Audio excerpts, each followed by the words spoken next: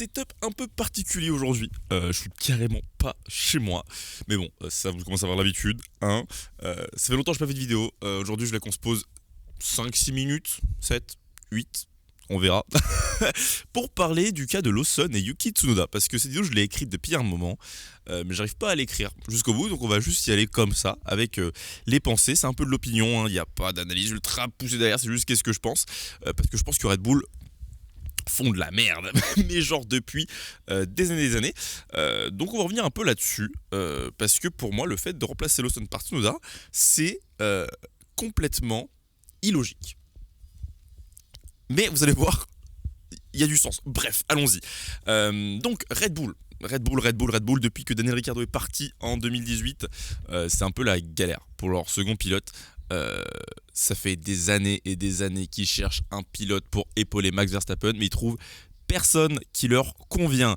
Peut-être on va se poser des questions à un moment donné, que si tous les pilotes qui se passent chez eux n'y arrivent pas, mais une fois qu'ils sont dehors réussissent, c'est peut-être que le problème c'est pas le pilote. Mais justement, on va voir ça, que à mon avis, le problème c'est pas tant les pilotes qui vont chez Red Bull, mais c'est plus Red Bull en eux-mêmes. Donc si vous vous souvenez bien, si vous étiez déjà là en 2019, lorsque Daniel Ricciardo est remplacé par Pierre Gasly, il a duré 6 mois. Pierre Gasly, il a fait 6 mois chez Red Bull avant d'être remercié parce que monsieur, évidemment, ne convenait pas aux attentes de Helmut Marko et Christian Horner. Mais rapidement, en fait, Pierre Gasly, une fois qu'il est retourné chez AlphaTauri, c'était AlphaTauri à ce moment-là, non, c'était Toro Rosso encore. Bref, une fois qu'il est retourné dans l'équipe petite sœur, il a performé. Et pas qu'un petit peu, parce qu'il prend quand même un podium en fin d'année. Alors certes, avec le fait que le Hamilton fout Alex Albon dehors au Brésil, certes, mais ça n'empêche pas en 2020 de prendre la victoire. Certes, circonstances de course compliquées aussi, mais il va quand même gagner à Monza, devant un Carlos Sainz qui est une voiture plus rapide. Excellente gestion des gommes, excellente maîtrise de la course à partir du red flag. Donc Pierre Gasly, en fait, il n'était pas rincé du tout. C'est bien pour ça d'ailleurs qu'en dans un premier temps, ils l'ont fait monter chez Red Bull. Pierre Gasly, c'est un très très très bon pilote. Malheureusement, il n'a pas su se faire une place chez Red Bull. On a eu ensuite Alexander Albon, qui lui aussi a été mis dans le grand bain seulement 6 mois après son arrivée en Formule 1, ce qui est, on va pas se le cacher, un petit peu court.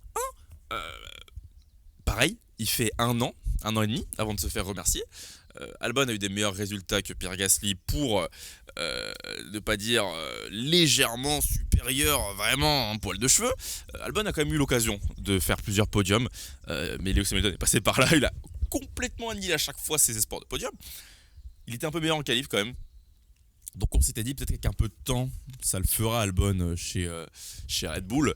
Bon, résultat, ils l'ont fait sauter dès qu'ils ont eu l'occasion avec un Sergio Pérez. Et Sergio Pérez, c'est quand même un cas un peu particulier parce qu'on parle du premier pilote de chez Red Bull qui n'est pas de la filière jeune pilote de Red Bull. C'est la marque de fabrique de cette équipe. Et c'est bien pour ça qu'ils ont mis Gasly, qu'ils ont mis Alexander Albon et qu'ils ont mis Liam Lawson en début d'année et qu'aujourd'hui mettent Yuki Tsunoda, parce que depuis la création de l'équipe, hormis David Coulthard il me semble, et un autre pilote, ça a toujours été des pilotes Red Bull. C'est le but même de cette équipe, c'est de faire monter des très jeunes pilotes depuis, on va pas dire petits non plus, mais depuis la F3, la F2, pour les amener en Formule 1 et qu'ils puissent gagner dans leur équipe.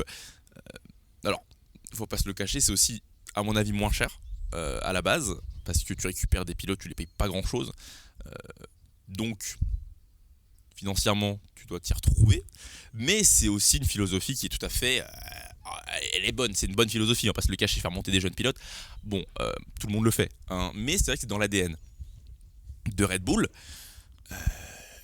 et ça a marché parce que Vettel 4 fois champion du monde, Verstappen 4 fois champion du monde, ce sont des pilotes Red Bull à la base. Il y a eu beaucoup de vainqueurs de Grand Prix qui sortent de chez Red Bull, Carlos Sainz, Pierre Gasly, Ricciardo. Qui c'est qu'il y a d'autre qui a gagné en étant chez Red Bull? Enfin, en tout cas, qui est passé chez Red Bull. Il y en a d'autres, là de tête, j'arrive pas à m'en rappeler, mais ce que j'ai, c'est aussi les pilotes sur la grille. Il y en a beaucoup qui sortent de chez Red Bull. J'ai pas la liste complète sous les yeux, mais rien que cette année, on a quand même Albon, Gasly, Verstappen, Sainz. C'est des pilotes de chez Red Bull à la base. Donc mine de rien, la filière Red Bull, à mon sens, elle fonctionne. Parce que leur but à la base, c'est faire monter des jeunes en Formule 1. Là où ça commence à coincer, c'est qu'une fois qu'ils arrivent en Formule 1, qu'est-ce qu'on en fait? Parce que Red Bull, ils ont deux équipes. Hein. Vous le savez, ils ont Red Bull Racing et désormais en ce moment Racing Bulls, qui est ex-AlphaTauri, qui est ex-Toro Rosso. Euh, cette équipe à la base, c'est là pour développer le pilote, lui permettre de faire 2-3 ans en Formule 1 avant de faire le grand bain dans la grande équipe. Le problème se pose lorsque, bah, en fait, ils ont déjà un très bon pilote dans la première équipe. Donc, avant, c'était Vettel. Ils ont mis Ricardo. Ricardo a un peu tapé Vettel. Enfin, tapé. Il était très très très vite au niveau. Mais là, on a Verstappen.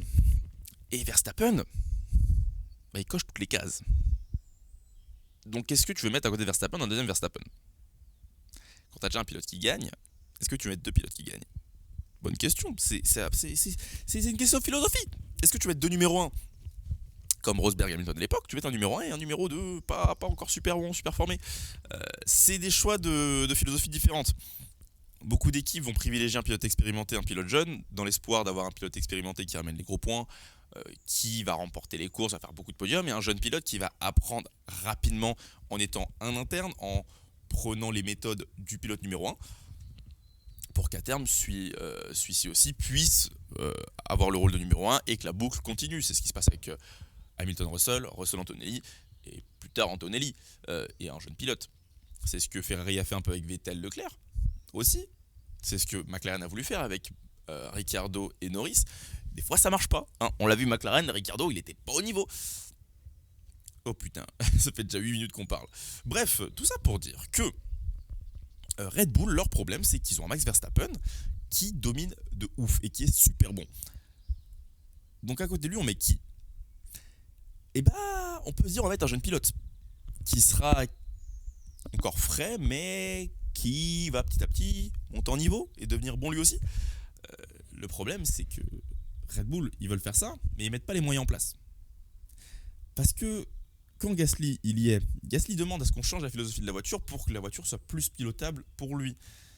Albon il fait pareil, Perez il fait pareil. Ils l'ont pas fait. Ils l'ont tous dit, à chaque fois ils leur ont dit mettez-vous au même niveau de pilotage que Max Verstappen, faites le même style de pilotage, faites comme Verstappen, pour les réglages de Verstappen. Alors ça a marché. Ils sont champions 2021, 2022, 2023, 2024. Sauf que l'an 2025, ça commence à coincer. Parce que la voiture n'est plus ultra dominante et parce que piloter comme Verstappen ne suffit plus. Parce que la concurrence s'est mise au niveau. C'est mise au niveau. Et la voiture, bah là, c'est même plus un pilote. Là, c'est un demi-pilote qu'on a. Verstappen, il tient l'équipe à bout de bras comme ça. Et pour combien de temps? Le problème, c'est pas juste cette année, Lawson. Le fait qu'en 2 courses, il le vire. Le problème, il est en gangréné chez Red Bull qui veulent pas changer de philosophie. Mais est-ce qu'on peut leur en vouloir en soi? Ils ont gagné avec Verstappen.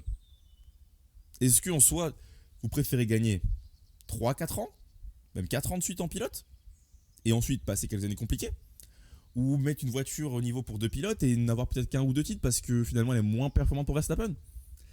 C'est des choix philosophiques. Maintenant, là où moi je dis que c'est un choix illogique de remplacer Lawson par Tsunoda, c'est pourquoi mettre Lawson si tu sais que au bout de 2 courses tu vas le faire sauter?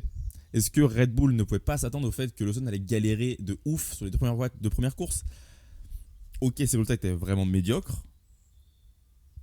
mais il ne pouvait pas s'attendre à ce qu'il soit tout de suite en Q3, quand absolument tous les pilotes avant lui se faisaient aussi taper avant la Q3. On a beaucoup, Gasly, Albon, Perez, le nombre de qualifs où ils sont pas en Q3, le nombre de courses où ils rentrent pas dans les points.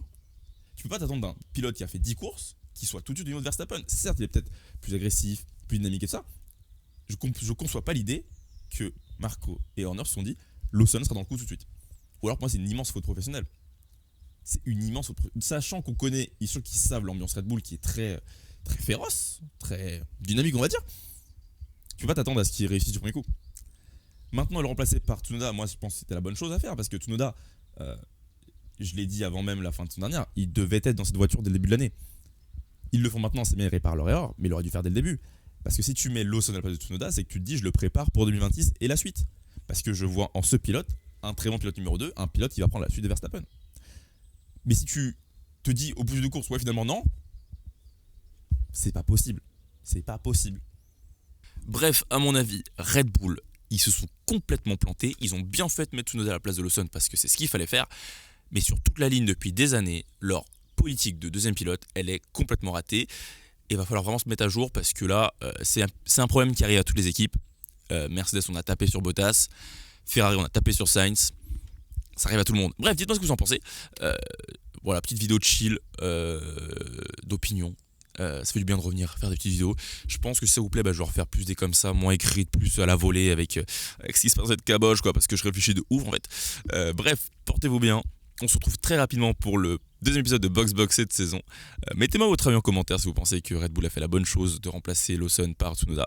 Et on se dit à très vite. Prenez soin de vous, c'était Georges. Salut.